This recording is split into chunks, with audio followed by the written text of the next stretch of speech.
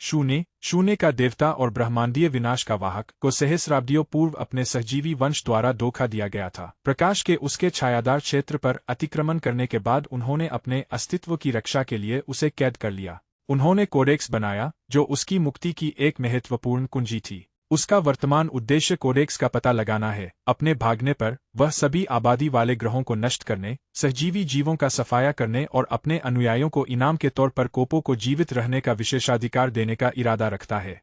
दृश्य Spiderman no वे home के post credits की ओर बढ़ता है, जिसमें एडी ब्रॉक एक बारटेंडर के साथ बातचीत करते हुए दिखाई देते हैं। तभी अचानक एक पोर्टल खुलता है और उसे खींचकर ले जाता है। बहुब्रह्मांडों के फैलाव से तंग आकर सहजीवी ने अपना क्रोध प्रकट किया। मैं इन ब्रह्मांडों से थक गया हूँ, मैं कुछ मनोरंजन के लिए तरस रहा हूँ। कुछ समय बाद एडी को एक समाचार रिपोर्ट से पता चलता है कि जासूस पैट्रिक मुलिगन, जो पिछली फिल्म का एक किरदार था, एक विनाशकारी दुर्घटना में मारे गए। अपने विकल्प कम होते देख एडी खोया हुआ और भटका हुआ महसूस करता है। उसे अपनी अगली चाल का पता नहीं होता जब तक कि उसके भीतर एक विचार नहीं चमक उठता। एक योजना आकार ले रही है। वेनोम की एक पुरानी महत्वाकांक्षा, न्यूयॉर्क के जिला अटॉर्नी के बारे में शर्मनाक रहस्यों का लाभ उठाकर उसे ब्लैकमेल करके दोष मुक्ति प्राप्त करना। बड़े उत्साह के साथ उन्होंने अपनी यात्रा शुरू की। अपनी सैर के दौरान वेनम ने एडी को बताया कि अब उन्हें भगोड़ा माना जाएगा और उन्हें रोकने के किसी भी प्रयास का घातक बल से जवाब दिया जाएगा। उन्हें इस बात का जरा भी अंदाजा नहीं था कि सुरक्षा कैमरों के जरिए उनकी हर गतिविधि पर बारीकी से नजर रखी जा रही थी।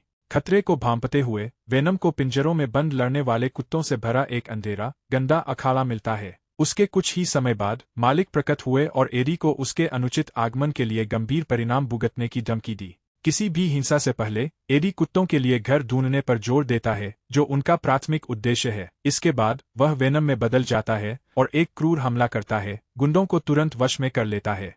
अंततः वे अपना खास नारा "हम वेनम है" बोलने की कोशिश करते हैं, लेकिन उनका तालमेल ठीक नहीं बैठता, जिससे उन्हें यह निष्कर्ष निकालना पड़ता है कि और सिंक्रोनाइजेशन अभ्यास की आवश्यकता है। अपराधियों को खाने के बाद वेनम मजाकिया लहजे में कहता है कि एडी हमेशा उसे बेहतरीन जगहों पर ले जाता है। एक कुत्ता दौड़कर आता है और एडी की सैंडल को कुचल देता है, जिससे उसे नंगे पैर चलने के लिए मजबूर होना पड़ता है। जैसे ही वे रवाना होते हैं, नल से संबंधित एक सेनेज राक्षस चुपचाप एडी का पीछा करना शुरू कर देता है। रहस्यमय पर्यवेक्षक जो अब उसका पीछा कर रहा है, उसकी जगह की पुष्टि करता है और जनरल स्ट्रिकलैंड को सतर्क करने के लिए एक अधीनस्थ को निर्देशित करता है। बार में लौटने पर बारटेंडर ने एक असामान्य चीज देखी। टेबलटॉप पर सिम्बायोट का एक छोटा सा टुकड़ा अभी भी मौजूद था। जनरल स्ट्रिकलैंड आते हैं, नमूना पुनः प्राप्त करते हैं और फिर बारटेंडर से पिछले ग्राहक के बारे में पूछताछ करते हैं। साफ तौर पर घबराए हुए बारटेंडर ने बताया कि वह एक अजीब व्यक्ति था जो खुद से बड़बड़ाता रहता था और उसकी बाहें असामान्य रूप से बड़ी और बेरंगी थी। बाद में पायने को अपने जुड़वां भाई के साथ तारे देखते हुए देखा जाता है। अचानक बिजली गिरने से उसके भाई की दुखद मौत हो गई। पता चलता है कि यह सिर्फ डॉ पेन का एक सपना था, जो फिर एक परेशान करने वाली खबर से जाग जाते हैं। जनरल स्ट्रिकलैंड एरिया 51 के रास्ते पर है और उन्हें उनके साथ जाने के लिए मजबूर किया जाता है। हम जनरल का इस रहस्यमय स्थान पर आगमन देखते हैं, जो डॉ पेन के साथ उनकी लंबे समय से प्रतीक्षित बैठक का स्थल है। स्ट्रिकलैंड की भूमिका सहजीवियों को इकट्ठा करने की है, जबकि डॉ पेन की जिम्मेदारी उनके विश्लेषण की है। अपनी चर्चा में पायने के सहयोगी, जिसे उसके भड़कीले उत्सव परिधान के कारण क्रिसमस उपनाम दिया गया है, खुलासा करती है कि उसने पहले मृत मान लिए गए एक और सहजीवी को बचाया था। अपने व्यंग्यात्मक स्वभाव के बावजूद स्ट्रिकलैंड खुद को उसके उत्सवपूर्ण परिधान पर ताना मारने से रोक नहीं सका। क्रिसमस ने बस इतना बताया कि यह उसकी मां का उपहार था। निजी तौर पर डॉ पी और स्ट्रिकलैंड बातचीत के निष्कर्ष का वर्णन करते हैं। सतह के बहुत नीचे, मनुष्यों और अन्य प्राणियों के लिए पूरी तरह से अगोचर, वे अपनी अगली चाल के लिए रणनीति बनाते हैं। पैट्रिक से मिलने से पहले, जो अब पूरी तरह से अनुकूलित सहजीवी मेजबान है, वे संभावित वायरस या बैक्टीरिया से बचाव के लिए सुरक्षात्मक सूट पहनते हैं। बैठक के दौरान डॉ पेन ने पैट्रिक को बताया कि उन्होंने उसे बचाने के सभी विकल्प समाप्त कर दिए थे और उनके पास कोई दूसरा विकल्प नहीं बचा था। उस मोड़ पर अचानक पैट्रिक के शरीर में सहजीवन कर रहे सहजीवी ने हस्तक्षेप किया और तत्काल वहां से चले जाने की सलाह दी। यह ब्रह्मांडीय शिकारियों के अस्तित्व का विवरण देता है, जो सिम्बियोट का शिकार करते हैं और अपने पीछे पूरी तरह से विनाश छोड़ जाते हैं। एक विशाल अथाह सागर जो ब्रह्मांड में फैला हुआ है, सहजीवी द्वारा अनावरण किया गया है, जो उनकी सबसे भयावह अपेक्षाओं से भी बढ़कर है। जैसे ही हम यह सुनते हैं, हम देखते हैं कि शून्य शून्य देवता उन्मादी हंसी के साथ अपने आसपास के सब कुछ को नष्ट कर रहा है। कथा न्यूयॉर्क शहर की ओर जा रहे एक हवाई जहाज की ओर मुड़ती है। वेनम ने एडी को बताया कि वे उसे दोषमुक्त करने और स्थायी शांति प्राप्त करने की यात्रा पर निकल रहे हैं। हालांकि एक गंभीर खतरा सामने आया है। एक कोपेज वेनोम के पूरे परिवर्तन का अनुसरण करते हुए अब विमान पर सवार है। इसके बाद का युद्ध हालांकि संक्षिप्त था, पैमाने में महाकाव्य था, क्योंकि वेनोम प्राणी को विमान के टरबाइन में फेंक देता है जिससे वह पूरी तरह से नष्ट हो जाता है। अपनी जीत के बाद गंभीर वेनोम एडी से अपना अफसोस व्यक्त करता है और एडी की सुरक्षा के लिए उसके आवश्यक प्रस्थान को स्पष्ट करता है। तुरंत वह विमान से कूद जाता है और उनके सुरक्षित उतरने को सुनिश्चित करने के लिए पैराशूट बन जाता है। बाद में हम एक ऐसे परिवार से मिलते हैं जिन्होंने मार्टिन के एरिया 51 जाने के सपने को साकार करने के लिए बहुत त्याग किए हैं। उन्होंने यात्रा को साकार करने के लिए हर संभव पाई जोड़ी और बचाई। सेनाज के टुकड़े उनके चारों ओर बिखर रहे थे, फिर भी उनकी उत्तेजना खतरे पर हावी थी। अभी भी गुस्से में एडी रहस्यमय प्राणी के बारे में वेनम से जवाब मांगता है। वेनम ने स्पष्ट किया कि उसका सामना एक कोपेज, एक सिम्बायोट शिकारी से हुआ और उसका आगमन दूसरों के आसन आगमन का संकेत देता है। विष अपने उद्भव के पहलुओं को और उजागर करता है। अपनी रचनाओं से ठगा हुआ नल सहजीवी जनक ने इन प्राणियों को एक अनंत निद्रा कक्ष में कैद रहने के दौरान जन्म दिया। नल का नाम सुनते ही वेनम तुरंत डर से कांप उठा। एडी का मुंह दबाकर उसे चुप करा दिया और उसे चेतावनी दी कि वह फिर कभी उस नाम का उच्चारण न करे। डर सर्वव्यापी है, नल का नाम लेना भी उसकी जांच को आमंत्रित कर सकता है। वेनोम बताता है कि नल उसका पीछा इसलिए कर रहा है क्योंकि एडी के पास कोडेक्स है, जो एडी की मृत्यु और उसके बाद सिम्बियोट द्वारा पुनर्जीवित होने पर बनी एक अद्वितीय जीवन ऊर्जा है। उस गठबंधन ने कोडेक्स बनाया जो नल को उसकी अनंतकालीन कैद से मुक्त करने का साधन था। जेनाब द्वारा कोडेक्स का पता लगाना सहजीवी के पूर्ण प्रकटीकरण तक ही सीमित है, फिर भी यह सूक्ष्म अदृश्य भाव प्रदर्शित करता है। एक महत्वपूर्ण परिणाम यह है कि सहजीवी या उसके मेजबान में से किसी एक की मृत्यु होने पर कोडेक्स गायब हो जाता है, एक ऐसा भाग्य जिससे दोनों पक्ष बचना चाहते हैं। वे चलते रहे जब तक कि उन्हें एक गोरा नहीं दिख गया। अपनी आशंकाओं के बावजूद एडी ने रेगिस्तान को तेजी से पार करने के लिए तत्परता से इसका इस्तेमाल किया। इस बीच स्ट्रिकलैंड और डॉ पाइने सहजीवी जीवों के सार के संबंध में बहस में लगे हुए हैं। पेन का मानना है कि वे किसी चीज से भाग रहे हैं, जबकि स्ट्रिकलैंड का सुझाव है कि वे केवल प्रवास कर रहे हैं। एक आदमी के अजीब विमान से कूदने की खबर ने उनकी बातचीत को बीच में ही रोक दिया। स्ट्रिकलैंड तुरंत अपने सैनिकों को तैनात करता है, तेजी से एडी और वेनम का पीछा करते हुए। वेनम एडी को बचाने के लिए उसे पानी में फेंक देता है, लेकिन पकड़े जाने से बचने की उनकी कोशिशों के बावजूद उनका पीछा किया जाता है और उन्हें जबरदस्ती अलग कर दिया जाता है। पकड़े जाने से बचने के लिए मछली में बदलते हुए वेनम देखता है कि एडी बेताब और फंसा हुआ एक एजेंट को गोली मार देता है, एक ऐसा निर्णय जो उसे हमेशा परेशान करता है। बाद में वेनम खुद को कैद पाता है और उसकी हालत बिगड़ने लगती है। जैसे ही स्ट्रिकलैंड सहजीवी ट्रैकिंग प्राणी को देखता है जो वेनोम के सिग्नल की ओर आकर्षित होकर पकड़ने के लिए करीब आ रहा है, सेना अपनी आग को नए खतरे पर केंद्रित करती है और अनजाने में एडी को भागने का मौका दे देती है। इसके बाद स्ट्रिकलैंड डॉ पेन को घटनाओं के बारे में बताता है, जिससे उन्हें पैट्रिक की चेतावनियों पर विश्वास होने लगता है। अधिकारियों से भागते हुए एडी वेनम को बताता है कि उन्हें न्यूयॉर्क पहुंचने तक छिपे रहना होगा, क्योंकि स्पेशल फोर्सेज और पुलिस दोनों ही उनका लगातार पीछा कर रहे हैं। स्ट्रिकलैंड की रिपोर्ट सुनने के बाद डॉ पेन पैट्रिक और उसके सहजीवी को देखने गए। वह उन्हें सूचित करती है कि सहजीवी शिकारी आ गया है।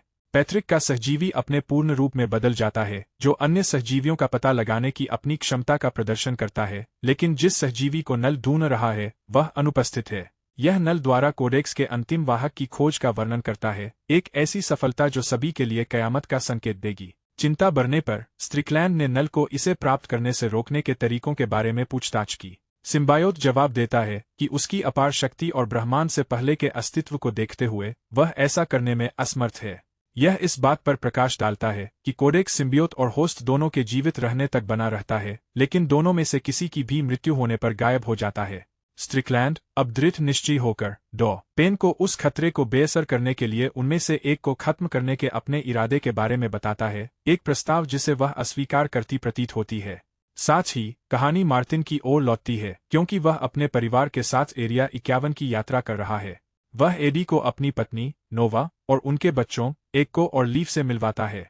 एडी के पास जूते नहीं होने के कारण मार्टिन लास वेगास जाने का प्रस्ताव रखता है। इसके अतिरिक्त उन्होंने एरिया 51 की स्थायी बंदी से पहले संभावित एलियन दिखने की उम्मीद करते हुए वहां जाने का इरादा जताया। मार्टिन द्वारा एडी को भोजन देने पर वेनोम तुरंत बिना किसी हिचकिचाहट के उसे फेंक देता है।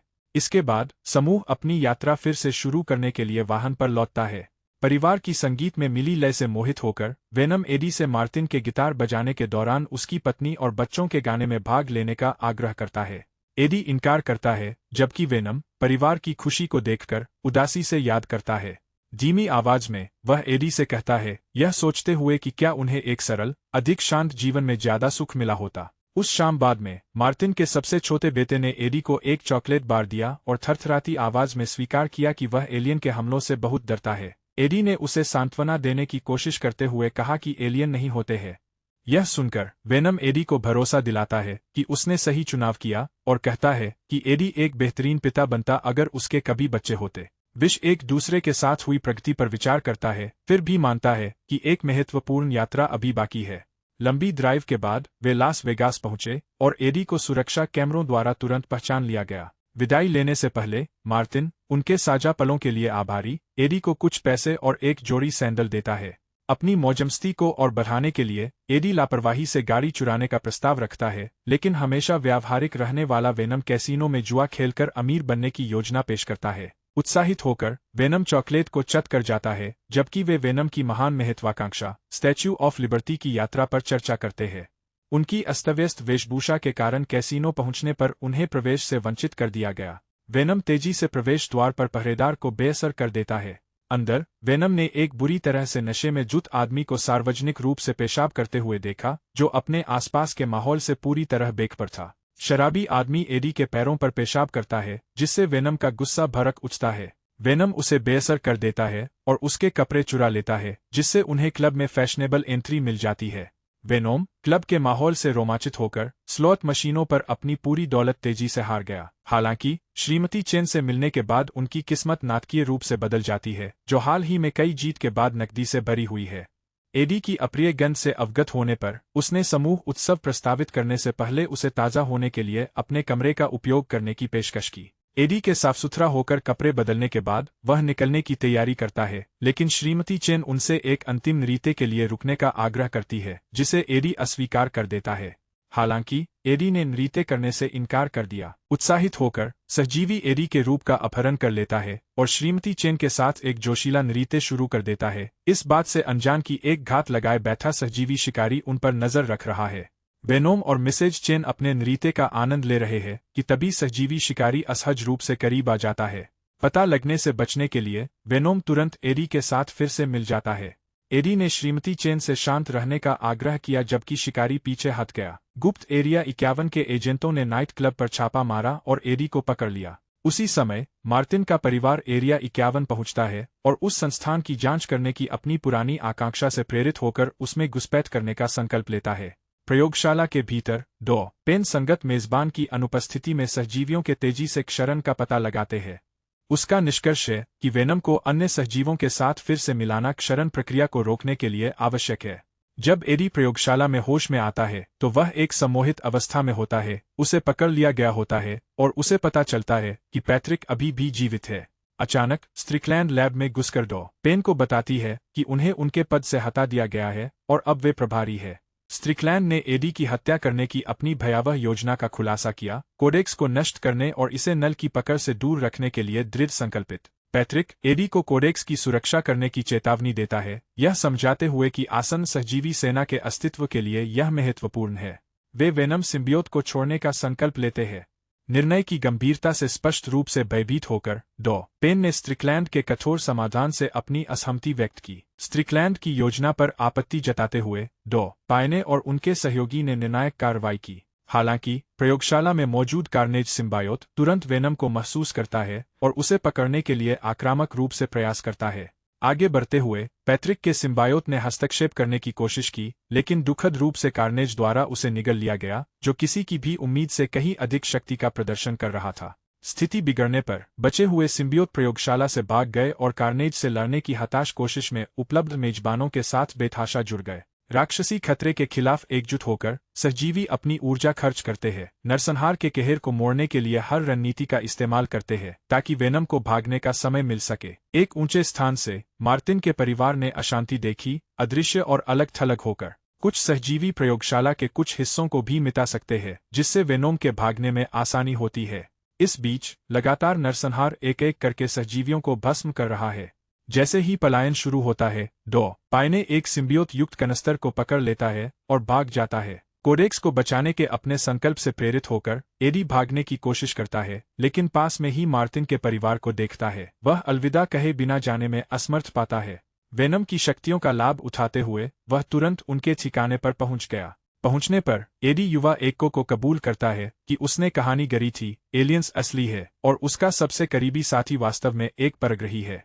एक्को को चॉकलेट के लिए कृतज्ञतापूर्वक धन्यवाद देते हुए वेनम प्रकट हुआ, जिसकी कृतज्ञता ने आसपास की उथल-पुथल के बीच लड़के के चेहरे पर मुस्कान ला दी। घमासान युद्ध जारी रहने के साथ जनरल स्ट्रिकलैंड सहजीवी जीवों को रोकने के एक हताश प्रयास में एक गोली चलाता है, जिससे एक विशाल विस्फोट होता है। प्रयोगशाला के एक हिस्से के इस भयावह पतन से मार्टिन का परिवार गंभीर खतरे में पड़ जाता है। अग्निकुंड की ओर गिरते हुए उम्मीद कम होती जाती है, फिर भी वेनम उनसे बंधा हुआ दृढ़ता से जीवन से चिपका रहता है। वह उन्हें बचाने के लिए पानी में कूद जाता है। वेनम के साहसी कार्यों से प्रेरित होकर बचे हुए सहजीवियों ने निस्वार्थ भाव से कदम आगे बढ़ाया। कार्नेज के खिलाफ सिम्बियोट की स्पष्ट जीत क्षणिक साबित हुई, क्योंकि वह तेजी से पुनर्जीवित हो गया और अपने मूल रूप में बिना किसी क्षति के लौट आया। डॉ पेन ने बिना किसी हिचकिचाहट के अपनी कार से उस प्राणी को कुचल दिया। वह सबको गाड़ी में बैठने का निर्देश देती है। शोर एक संकेत के रूप में काम आया। शून्य से संपर्क करें और तत्काल सुदृढ़ीकरण का अनुरोध करें। वास्तविकता में एक दरार आ जाती है जो शून्य को पृथ्वी से जोड़ती है और नल के सुदृढ़ीकरणों को बाहर निकालती है। उनका मिशन स्पष्ट है, वेनम को पकड़ो और कोडेक्स को सुरक्षित करो। आसन्न खतरे से अवगत एडी समझता है कि कार्रवाई आवश्यक है। सिम्बायोट वास्तविक दुश्मन नहीं है। यह समझते हुए जनरल स्ट्रिकलैंड ने एडी को सहायता देने का वादा किया और एक रणनीति बताई। वे ध्यान भटकाने के लिए वेनोम बन जाएंगे, जिससे सिम्बायोट शिकारी आकर्षित होंगे। इस बीच हेलीकॉप्टरों का उपयोग करके एक समन्वित हवाई हमला जारियों के जुर्मुट और नल के राक्षसों दोनों को लक्षित करेगा, जो आसन्न लड़ाई को हमारे पक्ष में मोड़ने के लिए एक अंतिम निराशाजनक प्रयास का प्रतिनिधित्व करेगा। युद्ध में एकजुट होने पर भी सहजीवी शिकारियों के हमले का सामना करने में असमर्थ साबित होते हैं, क्योंकि वे धीरे धीरे भस्म हो जाते हैं। जैसे जैसे लड़ाई बढ़ती गई, एक शिकारी ने स्ट्रिकलैंड की सेना के एक सैनिक पर घात लगाकर हमला कर दिया। स्ट्रिकलैंड अपने साथी को बर्बाद होते हुए चुपचाप खड़े होकर देखने में असमर्थ मदद करने के लिए युद्ध के मैदान में घुस गया। एक निराशाजनक प्रयास में वह अपने सैनिक को बचाने की उम्मीद में प्राणी पर गोली चलाता है, लेकिन इसके बजाय स्ट्रिकलैंड गंभीर रूप से घायल हो जाता है। वेनम जनता की रक्षा करने और राक्षस को हराने के लिए अपनी पूरी शक्ति का प्रदर्शन करता है। बिना किसी हिचकिचाहट के शिकारी स्ट्रिकलैंड को आजाद करता है और फिर एडी पर झपटता है, उसे पकड़ लेता है। एडी को निश्चित मौत का सामना करते हुए मार्टिना का समय पर आगमन शिकारी को गोली मारकर और घायल करके उसे बचाता है। परिणामस्वरूप एडी को गंभीर चोटें आती है। अपनी कमजोर हालत के बावजूद एडी को बचाने के अपने मिशन पर दृढ़ संकल्पित वेनम उसे हेलीकॉप्टर पर चढ़ाता है। वेनम स्वीकार करता है कि जेनोफेज की शक्ति उनकी अपेक्षाओं से कहीं अधिक है और आगे भी उनके आने की संभावना है। वेनम लिबर्टी की मूर्ति को देखने के अपने चकनाचूर सपने पर पछतावा व्यक्त करता है। सकारात्मक दृष्टिकोण बनाए रखने की उम्मीद करते हुए एडी ने उससे कहा कि वे इससे उबर जाएंगे, लेकिन व्योम उदास होकर कबूल किया कि वे बर्बाद हो गए थे। शिकारियों की भीड़ आती जा रही है, हार अपरिहार्य लगती है। थक हार कर वेनम ने एडी को आश्वासन दिया कि उनकी साझेदारी को स्थायी रूप से समाप्त करना होगा। एकजुट होकर वे शिकारियों का सामना करते हैं और उनकी प्रगति को चुनौती देते हैं। एक अंतिम हताश प्रयास में वेनम अपनी पूरी शक्ति का प्रदर्शन करता है, शिकारियों के हमले को सहता है और उन्हें काबू में रखने के लिए जोर लगाता है। गंभीर रूप से घायल स्ट्रिकलैंड की ओर मुड़कर वह उससे प्रयोगशाला के एसिड टैंक को सक्रिय करने की गुहार लगाता है, उम्मीद करता है कि इससे जीव मिट जाएंगे। वह डॉक्टर पेन और उसके सहयोगी को पूरी तेजी से भाग जाने का आदेश देता है, जबकि वह मशीन को सक्रिय करता है। अपनी भयावह परिस्थितियों का एहसास करते हुए और जीवित रहने की अपनी न्यूनतम आशा को स्वीकार करते हुए स्ट्रिकलैंड सहमत हो जाता है। प्रयोगशाला को अम्ल से घिरा देखकर वेनम वीरता का अंतिम कार्य करता है। अम्ल कक्ष में भर जाता है, वेनोम और आखिरी शिकारी उसमें डूब जाते हैं। वह एडी को धकेल कर सुरक्षित कर देता है, यह वादा करते हुए कि वह उसे कभी नहीं भूलेगा और एडी को भी ऐसा करने के लिए कहेगा। अपनी आखिरी ताकत से वेनम एसिड से एडी को बचाने के लिए मलबे से एक सुरक्षात्मक अवरोध पैदा करता है, क्योंकि एडी दिल टूटा हुआ वेनम को अंतिम अलविदा कहता है। मृत्यु निकट जानकर स्ट्रिकलैंड ने एक छिपे हुए डेटोनेटर को सक्रिय कर दिया, जिससे पूरे परिदृश्य में एक विनाशकारी विस्फोट हो गया। स्ट्रिकलैंड का अंतिम बलिदान शिकारियों के सर्वनाश की गारंटी देता है, जो भविष्य में उनके विनाश की क्षमता को रोकता है। 2. पेन और उनके सहकर्मी अपनी जान बचाने के लिए लगातार भाग रहे हैं। वर्तमान से भागने के भूत से प्रेतवादित 2. पेन को अपने भाई की मौत का एक ज्वलंत फ्लैशबैक आता है, जिसमें उन्हें एक आश्चर्यजनक रूप से समान उड़ान याद आती है। डर और एड्रेनालाइन से अभिभूत होकर उसे एहसास होता है कि उसका सहकर्मी ठोकर मारकर पीछे गिर गया है, जिससे वह गंभीर खतरे में है।